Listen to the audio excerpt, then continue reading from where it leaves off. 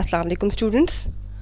Today's agenda is to cover your experiment number 4 for your digital logic design lab, and its title is to implement a half adder using NAND gates only. So from this title we can assume that this concept must be very similar to the previous lab lecture that you have already gone through.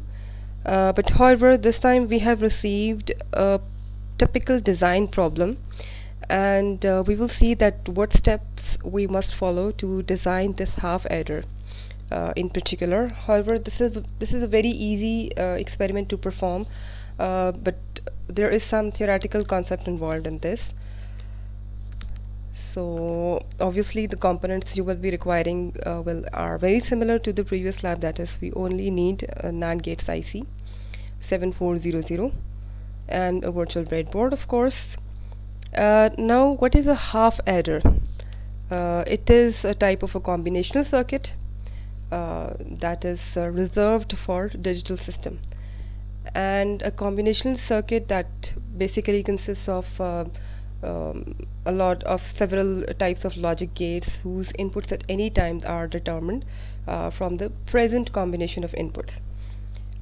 Now, addition addition operation is basically one of the most basic mathematical operation that a computer system performs for processing of information, and half adder is a type of a combinational circuit that actually performs this addition.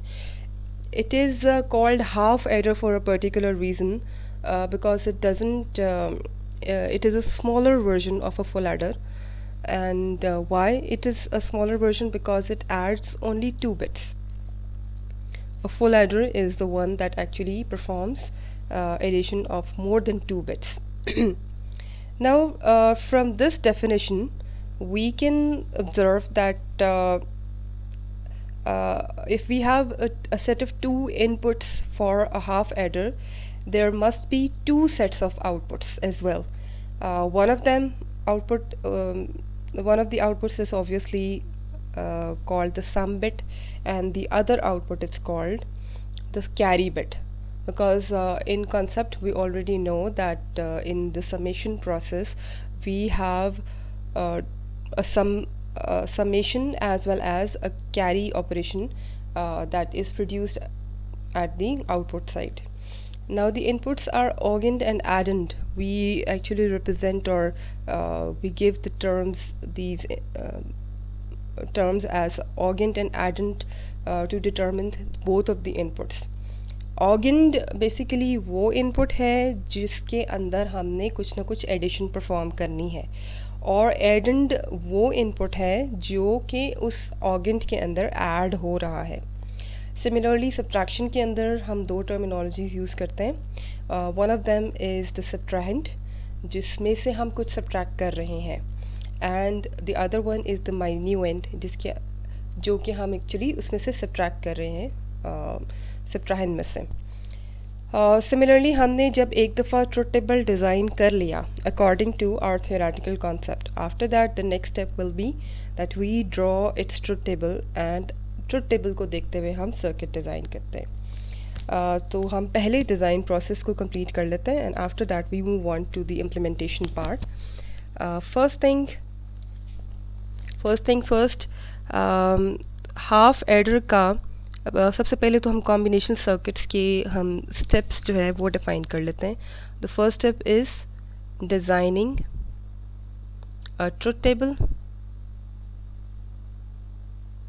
right? Second step will be deriving Boolean expression from this truth table, and third step will be to draw a circuit diagram from this Boolean expression, and number 4 will be implementation part. तो सबसे पहले तो हम design part पर आते हैं, जिसमें हम ट्रुथ टेबल डिज़ाइन कर रहे हैं. तो कॉन्सेप्चुअली कुछ ऐसा है कि we got a half error, जिसके अंदर हमने स्पेसिफाई कर दिया दैट इट विल और add only 2 bits. It is a 2 bit adder in short. और इसको हम हाफ एडर कहते भी इसीलिए हैं because it is a smaller version of the full adder, because ये 2 बिट्स से ज़्यादा ऐड नहीं करता. तो हमारे पास दो इनपुट्स हैं ए और बी, इन दोनों को हमने ऐड करना है, राइट.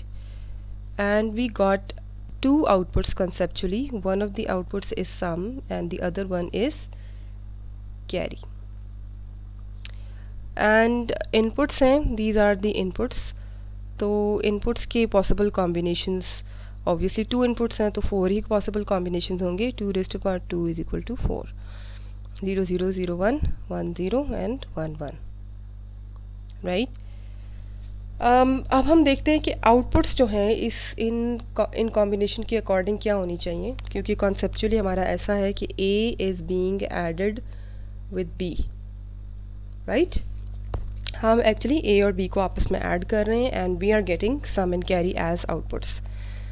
तो 0 फर्स्ट सेट ऑफ कॉम्बिनेशन पर आते हैं. 0 + 0 शुड बी ऑब्वियसली सम 0 है, कैरी भी 0 है. There is no change in both the output sum and carry. Second combination में 0 + 0 again 0 and 0. I think यहाँ पर मैंने थोड़ी सी मिस्टेक कर दी है. There is 0 1, right. तो अब हमारे पास sum जो है वो basically 0 नहीं होगा. This will be 1 and carry will be 0 because there is absolutely no overflow in this. 0 + 1 0 + 1 gives 1, ठीक है. ओवरफ्लो कुछ भी नहीं हो रहा, so that's why carry is 0.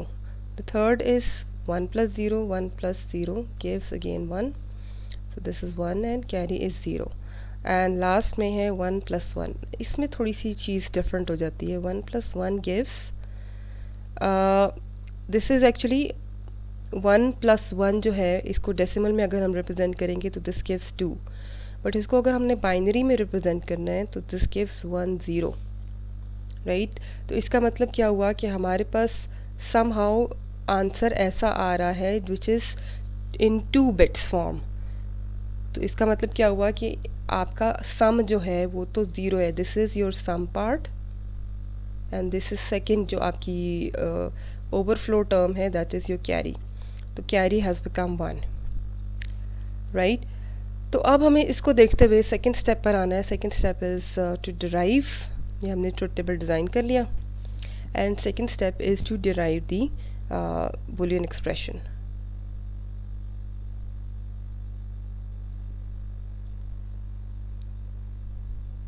ठीक हो गया.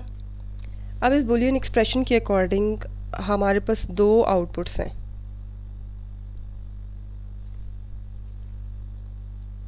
दो आउटपुट्स का मतलब ये हुआ कि हमारे पास जितनी नंबर ऑफ आउटपुट्स हैं उतनी ही इक्वेशंस बनती हैं. तो आई got 2 outputs, so that means I will have 2 boolean expressions to represent these outputs, sum and carry. sum will be जहाँ जहाँ ones आ रहे हैं हम उनको वेरिएबल्स की फॉर्म में रिप्रेजेंट करेंगे इन द सम पार्ट. सो इसमें सबसे पहले है a, दिस वन, यहाँ पर 1 आ रहा है और यहाँ पर 1 आ रहा है. तो सबसे पहले आपके पास a में 0 है, so that means it will be represented as a complement thing and b will be as it is a complement dot b plus second one आ रहा है यहाँ पर. इसके अंदर a as it is लिखना है हमने और b को complement लिखना है because b is being represented as 0 here. तो isn't this equation very similar to the XOR gate, right? इसका ट्रुथ टेबल भी XOR gate की तरह का ही है. So that's why we can actually इसकी implementation part में हमारे already concept बन रहा है कि using NAND gates हम some part को किस तरह से implement करेंगे, because this is something you have already implemented in your previous lab. And carry का जो truth table है, this is the truth table for carry. तो इसके according आपके पास इसकी outputs में only one is appearing when both of the inputs are 1, which is equivalent to our concept of AND gate. AND gate का truth table भी exactly ऐसे ही होता है कि जिसके अंदर जब आपके पास इनपुट कॉम्बिनेशंस में बोथ में 1 हो तभी आउटपुट के ऊपर 1 आता है, otherwise in all other cases we get 0. तो कैरी की इक्वेशन भी एग्जैक्टली वैसे ही बनेगी जैसे एंड गेट की इक्वेशन हम बनाते हैं ए डॉट बी. तो we have received 2 outputs and both of these are very similar to our previous concept. तो अब हम इसको थर्ड स्टेप पर आते हैं. थर्ड स्टेप था हमारा सर्किट डिज़ाइन करना. अभी के लिए I am only going to design using and और एंड नॉट गेट्स. तो उसके लिए मेरे पास I got 2 inputs A and B. तो इसके लिए मैंने सबसे पहले क्या किया कि ए को रिप्रेजेंट किया और बी को रिप्रेजेंट किया. ठीक है. और मुझे इन दोनों का नॉट ऑपरेशन भी परफॉर्म करना है बिकॉज इस इक्वेशन के अंदर ए भी नॉट हो रहा है और बी भी नॉट हो रहा है एट सम पॉइंट. ऑल्टरनेटिवली हमें इन दोनों को नॉट करना पड़ेगा, राइट. एंड ए कॉम्प्लीमेंट जो है यहाँ पर जब हम रिसीव कर रहे हैं, यहाँ पर हम बी कॉम्प्लीमेंट रिसीव कर रहे हैं. ए कॉम्प्लीमेंट डॉट हो रहा है बी के साथ. we get a complement dot b and after that हम b को डॉट कर रहे हैं a के साथ. b कॉम्प्लीमेंट एंड एंड पर हम और ऑपरेशन परफॉर्म करेंगे.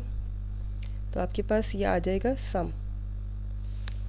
But since it is a half adder और एक ही सर्किट की एक आउटपुट तो हो नहीं रही, हमारे पास एक्चुअली 2 आउटपुट्स हैं. द अदर आउटपुट जो है कैरी, वो भी इसी सर्किट के अंदर हम रिप्रेजेंट करेंगे बिकॉज इस सर्किट के अंदर हमारी एजम्पशन ये है कि we have 2 inputs, a set of 2 inputs and a set of 2 outputs. तो अभी के लिए हमने एक आउटपुट तो डिज़ाइन कर ली कि किस तरह से आएगी. सेकेंड आउटपुट किस तरह से होगी कि हमें ए और बी दोनों के दरमियान एंड ऑपरेशन करना है. तो उसके लिए मैं कलर डिफरेंट यूज़ कर लेती हूँ. this is A and this is B. इन दोनों के दरमियान मैंने एंड ऑपरेशन किया और यहाँ पर मैं कैरी जनरेट कर रही हूँ. तो sum will go to LED 1 and carry will go to LED. This whole circuit is actually the circuit of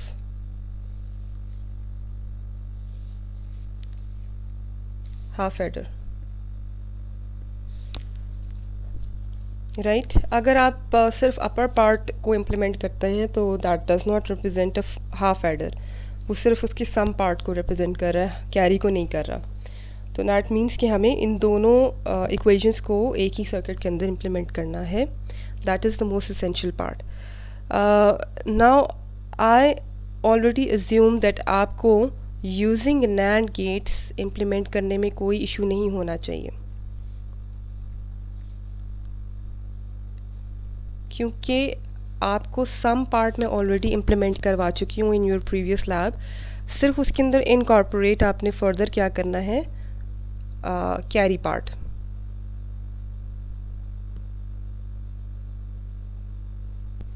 right.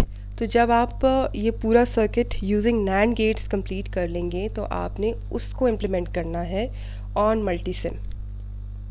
So your objective is that यहाँ तक तो ये चीज़ मैंने आपको बता दी, इसको आपने मल्टीसिम पर इम्प्लीमेंट नहीं करना.